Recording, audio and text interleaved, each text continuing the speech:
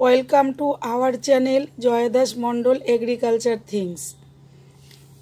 আমি আজকে আপনাদেরকে যে জিনিসটি দেখাতে চলেছি দেখে বুঝতে পারছেন, এর নাম হলো আমন,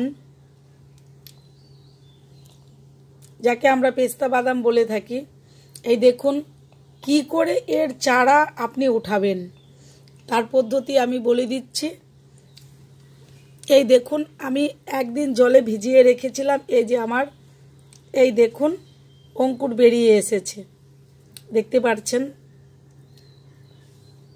এবার জল থেকে আমি তুলে রেখেছি, জাস্ট তুলেছি জল থেকে। ওই দেখুন প্রত্যেকটাই প্রায় বেরিয়ে এসেছে।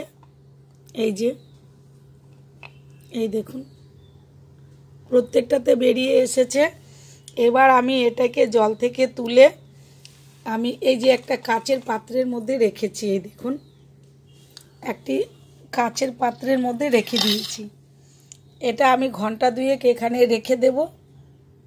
রেখে দেওয়ার পরে ফ্রিজ থেকে একটুখানি বরফ বের করে সফট পেপার, যে পেপারগুলি আমরা ইউজ করি সফট পেপার, সেই পেপারের মধ্যে এটাকে আমি এইভাবে সফট পেপারের মধ্যে বসিয়ে বসিয়ে রেখে, তারপর আমি একটা টিফিন বক্স প্লাস্টিকের, ওই টিফিন বক্সে ঢুকিয়ে আমি ফ্রিজে রেখে দেব। ফ্রিজে এটা 3 দিন ধরে থাকবে। থাকার পরে অটোমেটিক অঙ্কুর বেরিয়ে আসবে। বেরিয়ে আসার পরে আপনারা কিন্তু তখনও তাকে ফ্রিজ থেকে বের করবেন না। ফ্রিজ থেকে অল্প সময়ের জন্য বের করে ছোট ছোট প্লাস্টিকের যে জলের গ্লাসগুলো, আমরা যে অকেশন বাড়িতে জল খাই, সেই গ্লাসগুলিতে বাচ্চা কফি কাপগুলো যে হয় পেপারের কফি কাপ, সেই কাপের মধ্যে অল্প সংখ্যক মাটি দিয়ে, মানে মাটিটায় বালির ভাগ বেশি থাকবে, মাটি দিয়ে ওর মধ্যে একটা একটা চারা আমি লাগিয়ে রাখবো। যেদিকে অঙ্কুর বেরিয়েছে ওটা নিচে যাবে। এই যে এরকমভাবে আমি বসিয়ে দেব, এটা নিচে যাবে। আমি এরকম করে বসিয়ে দিয়ে আবার ফ্রিজের মধ্যে আমি রেখে দেব 3 থেকে 4 দিন। যখন আমি বালিতে দেব, বালিটায় অল্প জল দেব। যদি আমি 6 ইঞ্চি বালি দিই তাহলে আমি 2 ইঞ্চির মধ্যে জল দেব, আর 4 ইঞ্চি উপরে শুকনোই থাকবে। জল দিয়ে রেখে দেব। ওর অঙ্কুর বেরিয়ে গিয়ে ওই জলটা খেতে শুরু করবে। তারপরে আমি 1 ঘন্টা ফ্রিজের বাইরে রাখবো, 1 ঘন্টা ফ্রিজে রাখবো। এভাবে আমি আর 1 দিন রাখবো। তার মানে বুঝতে পারছেন, প্রথমে জলে ভিজিয়ে রাখলাম 1 দিন, তারপরের দিন তুলে নিয়ে এমনিতে রেখে 1-2 ঘন্টা, তারপরে সফট পেপারে মুড়ে আমি রেখে দিলাম একটা বক্সের মধ্যে ভরে 3 দিন ধরে। 3 দিন ফ্রিজে রেখে দিলাম, টোটালি হলো 4 দিন। 4 দিন পরে বের করে এক একটা গ্লাসের মধ্যে দিয়ে আমি আবার ফ্রিজের মধ্যে রেখে দেব 3 থেকে 4 দিন। মোটামুটি গাছটা মটরের গাছ যেরকম হয়ে উঠে আসে, এরকমভাবে উঠে মোটামুটি 3 ইঞ্চির মতো গাছটা বড় হয়ে যাবে। তারপরে আমি 1 ঘন্টা ফ্রিজের বাইরে রাখবো। প্রথম দিনে 1 ঘন্টা ফ্রিজের ভিতরে রাখবো।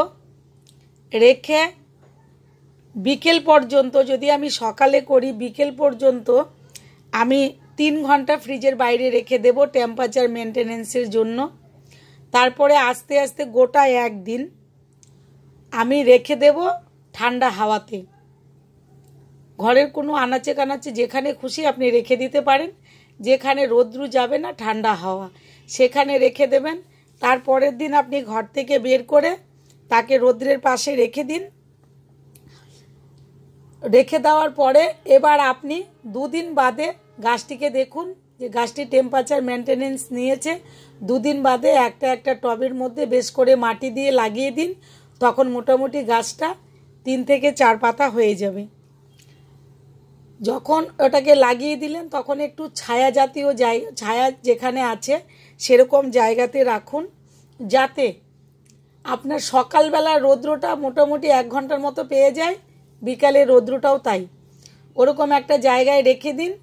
15 দিন বাদে আর কিছু করতে হবে না, সে অটোমেটিকলি বাড়তে শুরু করবে। তখন আপনি শুধু জল দিয়ে যান। আর যদি আপনি ডেমোটা দেখতে চান, আমার দ্বিতীয় ভিডিও দেখতে হবে। আমি দ্বিতীয় ভিডিওতে ডেমো করেছি। তো বন্ধুরা, আজকের এই আমনের চাষ সম্পর্কে জানলেন। যদি ভালো লাগে ভিডিওটি লাইক করুন, কমেন্টস করুন, শেয়ার করুন। যে কোনো জায়গায় যে কোনো সময়ে আমনের চারা লাগানো যেতে পারে। তবে আমনের যখন আপনি লাগাবেন তখন কিন্তু জলে ভিজিয়ে নিয়ে দেখে নেবেন, এরকমভাবে একদিনে অঙ্কুর বেরিয়ে আসবে। যদি আপনার আমনটা সঠিক থাকে, বীজ এরকম বেরিয়ে আসলে তবেই কিন্তু আপনি রাখবেন, আদারওয়াইজ রাখবেন না। রাখলে আপনার রেজাল্ট হবে না। তো বন্ধুরা, আজকে এই পর্যন্তই। দ্বিতীয় ভিডিও নিয়ে আপনাদের কাছে আবার চলে আসছি। আপনারা জানেন আমনের অসাধারণ একটা দাম, আকাশ ছোঁয়া। যদি আপনি প্রোডাকশন করতে পারেন তো আপনি করুন, করে নিজে আনন্দের সহিত খেতে পারেন।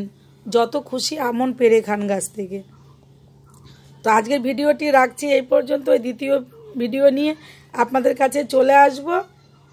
নমস্কার।